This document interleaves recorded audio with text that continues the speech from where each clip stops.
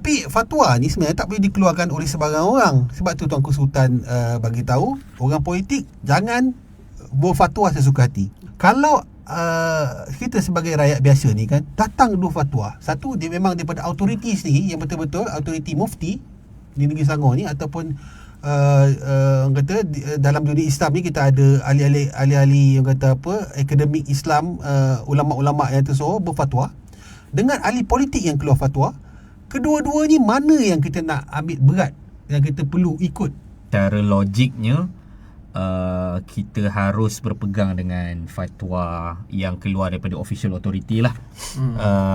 Sebabnya kalau kita go technical sikit, just disclaimer, saya bukan ahli agama ke apa, tapi ikut pengetahuan saya, untuk macam Saudara Fauzi sebut tadi, kalau sesuatu official fatwa nak dikeluarkan, dia akan melalui proses-proses perbincangan oleh ahli-ahlinya, ustaz-ustaz dan sebagainya, dan akhirnya akan diperkenankan oleh kalau dalam negeri Selangor, kalau Majlis Kerajaan Fatwa Negeri Selangor dipengerusikan oleh Sultan Selangor lah, kalau tak silap saya. So apa-apa fatwa yang nak dikeluarkan akan perlu melalui proses perbincangan yang panjang dan perlu di-stamp dan diperkenankan oleh Sultan Selangor sendiri. Hujah daripada setengah golongan yang taksub dengan pemimpin politik tertentu ni, dia kata ahli politik ni tok guru juga, ulama juga, belajar besar kan.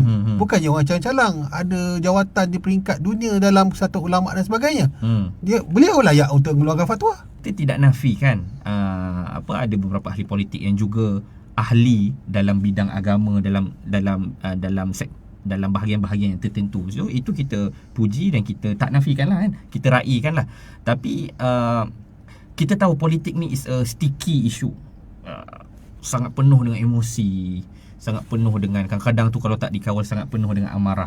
So itu adalah beberapa langkah yang kita boleh buat lah supaya kita tidak, kalau kata kasarnya sikit, memajakkan akal fikiran kita kepada orang lain. Bos aku cakap macam tu, tok guru aku cakap macam tu, follow je tanpa kita sendiri nak fikir. So walaupun kita rasa tak masuk akal, tapi rasa dia ni orang hebat ni, follow je kan. Tapi tak boleh lah itu. Takkan lah. Faham betul. So memang selalulah benda-benda tu terjadi. Tapi again, bagi saya sebagai orang Islam sendiri, saya rasa Islam ajar kita untuk berfikiran kritis lah. So saya just nak memetik ada satu buku yang ditulis oleh seorang syekh, nama dia dia dah baru meninggal, Allah yarham Dr. Taha Jabir Al-Alwani, yang tahun lepas dia meninggal. So dalam dia punya buku tu, dia ada tulis buku etika perbezaan pendapat dalam Islam, dan tak silap saya ABIM ada keluarkan versi bahasa Melayu dia lah, yang mempunyai kata pengantar oleh kita punya PMX. So saya rasa saya ada dia punya e-book version free.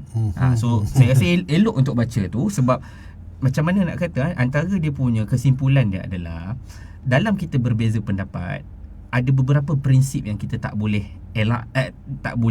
kita kena pegang prinsip tu. Kita boleh berbeza pendapat sejauh mana pun, tapi yang kita kena ingat at the end of the day adalah, kita ni terutamanya umat Islam, dalam kita berbeza pendapat, tapi kita kena ingat tanggungjawab bersama kita adalah untuk kita kekalkan brotherhood ataupun perpaduan.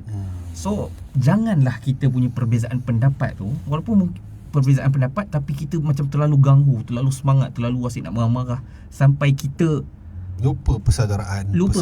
Sebab itu tanggungjawab kita semua. Kita boleh berbeza pendapat, tapi satu line yang kita tak boleh, orang kata satu garisan yang kita tidak boleh langkau adalah kita perbezaan pendapat sampai kita memecah belahkan silaturahim kita, mungkin sampai na'udzubillah sampai satu tahap perbezaan mengkafirkan.